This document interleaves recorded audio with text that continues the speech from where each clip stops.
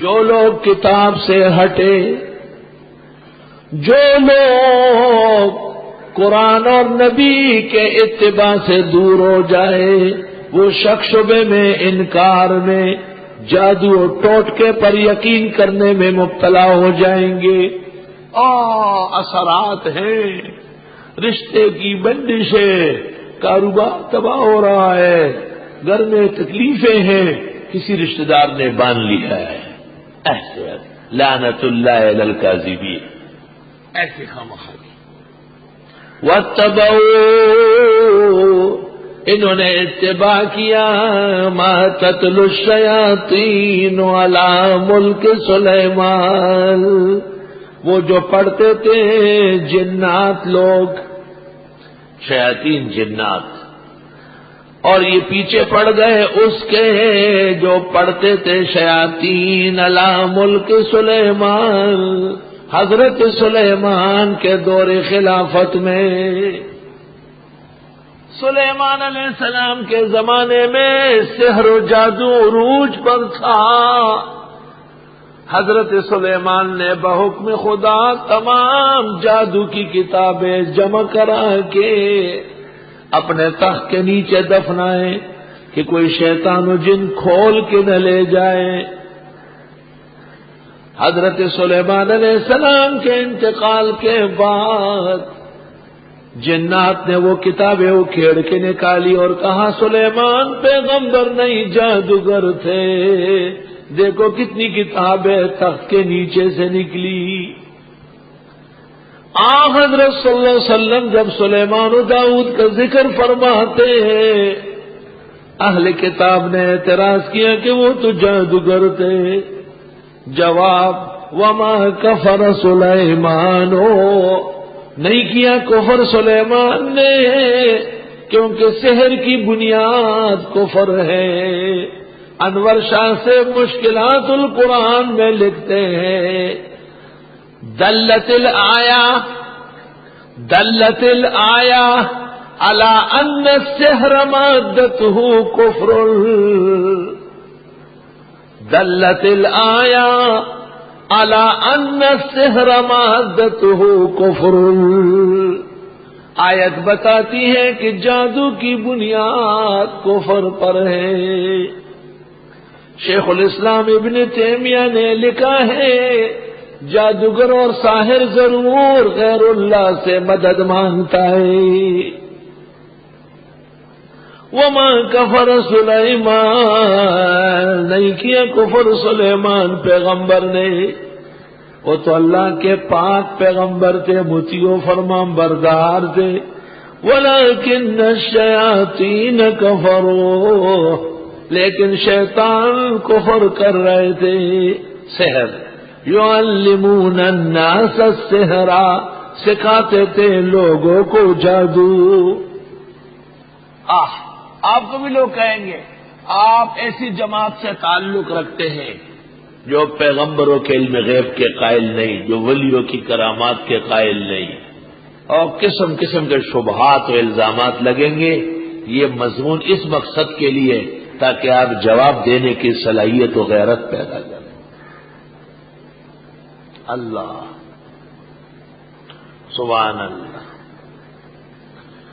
نہیں کیا کفر حضرت سلیمان نے، لیکن شیاطین کفر کر رہے تھے، سکھاتے تھے لوگوں کو جادو۔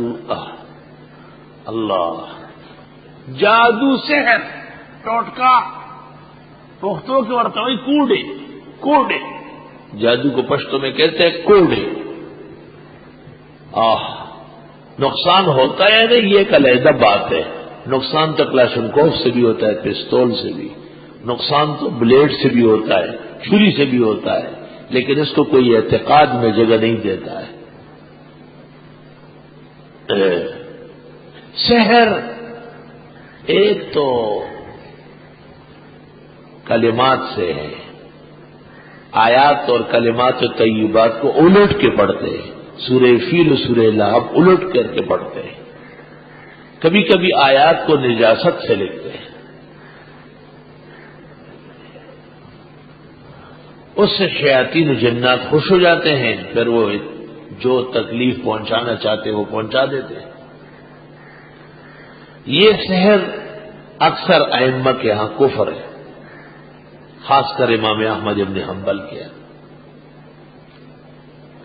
دوسرا سحر و جادو جس کو کہتے ہیں ہاتھ کی صفائی، کیا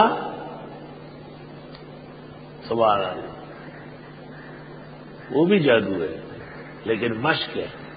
ہمارے زمانے میں ایک جادوگر آتا تھا ہمارے اسکول میں، جہانگیرے کے اسکول میں، ایک ماسٹر صاحب کا دوست تھا، محمد حنیف نام تھا، پشاور سے آتا تھا۔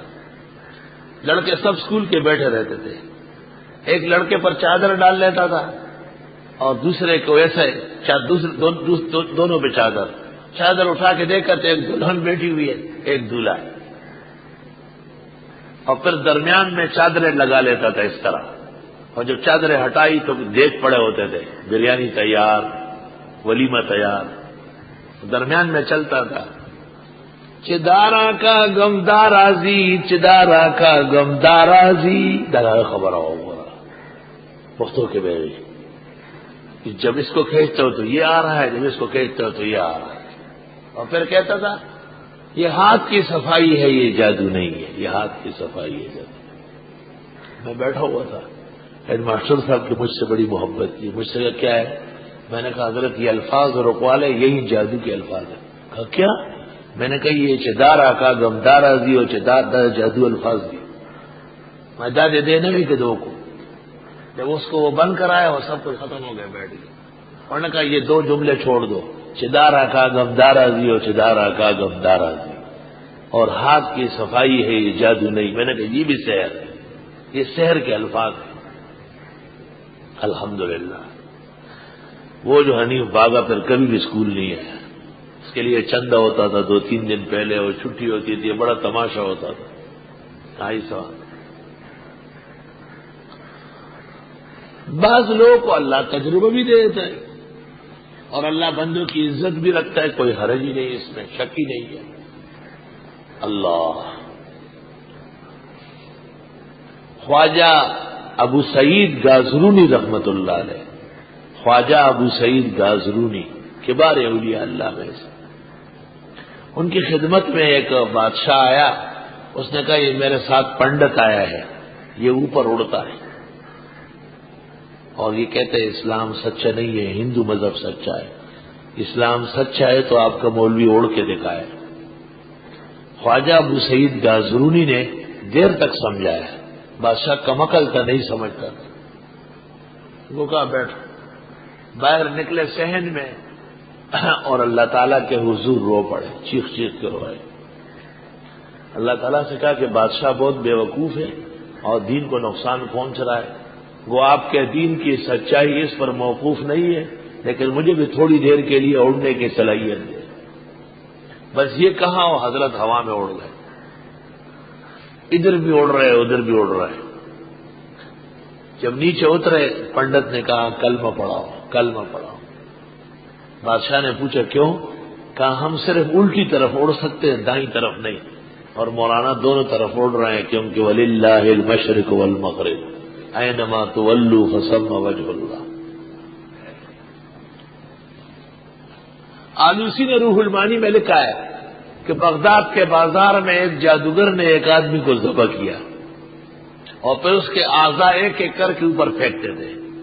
آلوسی نے لکھا ہے کہ میں نے رکوا لیا اس کو، تو پھر وہ آدمی قریب المرگ ہو گیا تھا، مشکل سے جا کے بحال کر دیا۔ نئے نئے جب آدمی اس میں ہاتھ ڈالتا ہے تو ایک آدھا کام ہوتا ہے، آدھا نہیں ہوتا، یہی مشکلات ہیں۔ امام رازی رحمت اللہ علیہ نے لکھا ہے کہ امام ابو حنیفہ کے نزدیک کفر کے شر سے بچنے کے لیے سیکھنا واجب ہے، کفر کے شر سے بچنے کے لیے سیکھنا واجب ہے۔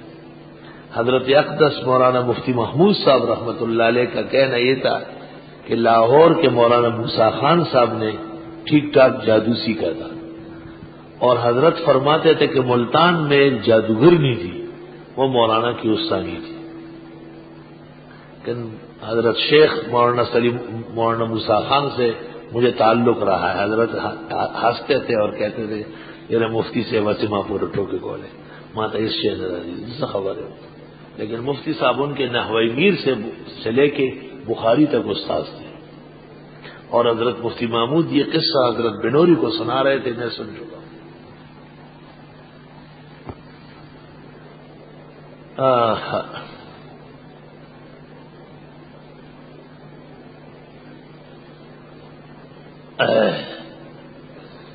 اور نہیں کفر کیا تھا حضرت سلیمان نے، کیونکہ سحر تو کفر ہے، لیکن شیاطین کفر کر چکے تھے. یعلمون الناس السحر، اب وہ سکھا رہے تھے لوگوں کو جادو. مدینہ منورہ میں قباء کے اندر ایک شیخ علی ہے، قباء میں اس کا بنگلہ ہے بہت بڑا، وہ صحیح معنوں میں عامل ہے.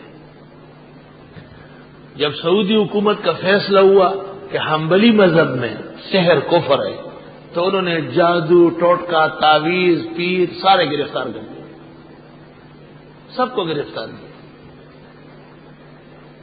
آخر میں ان کو کسی نے کہا کہ قباء کے اندر شیخ علی ہے، اس کو پکڑا ہے. شیخ علی ہمارے بزرگ ہیں.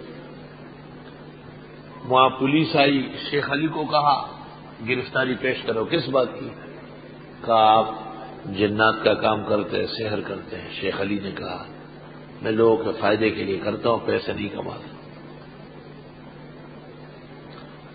پولیس والوں نے کچھ کہا ہوگا، شیخ علی بالکل دن دہاڑے حامل ہے. انہوں نے جنات کو کہا گاڑی سے باندھ دو. وہ پولیس سب کے سب گاڑی کے پاس کھڑی رہی، نہ بیٹھ سکتی تھی نہ کھڑی ہو سکتی.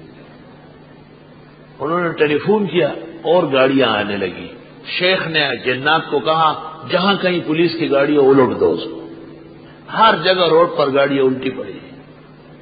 اخیر میں بادشاہ کی خدمت میں علماء گئے اور انہوں نے کہا ہمیں بھی ضرورت ہے لوگوں کے شر سے بچنے کی، شیخ علی کو اجازت دے دے. بادشاہ نے اس کو ایکڑوں کے اعتبار سے کوٹھی بنا کے دے دی. حضرت مولانا مفتی محمود صاحب رحمت اللہ علیہ جب حج اور عمرے پر جاتے تو شیخ علی ان کی بھرپور دعوت کرتے. میں جب پہلی مرتبہ کیا تو مجھ سے بات نہیں کرتے تھے، بچتے ہیں لوگوں سے، لیکن جب میں نے حضرت کا نام لیا تو اٹھ کے پیشانی چومنے لگا کہ واللہ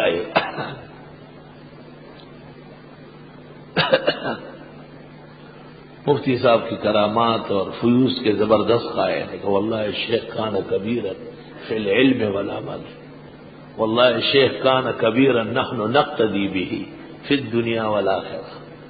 وہ ہمارے مقتدات ہے دنیا و آخرت. شیخ علی قبائی کہتے ہیں. یہ سکھاتے تھے لوگوں کو سحر شیاطین. وما انزل علی الملکین، اور وہ جو اتارا گیا تھا دو فرشتوں پر، ملکین اگر ہے تو فرشتے ہیں، ببابل بابل شہر میں، ہاروت و ماروت. ایک تو جنات سحر سکھاتے تھے لوگوں کو، دوسرے دو فرشتے آئے تھے بابل شہر میں، ایک کا نام ہاروت تھا دوسرے کا نام ماروت ہے.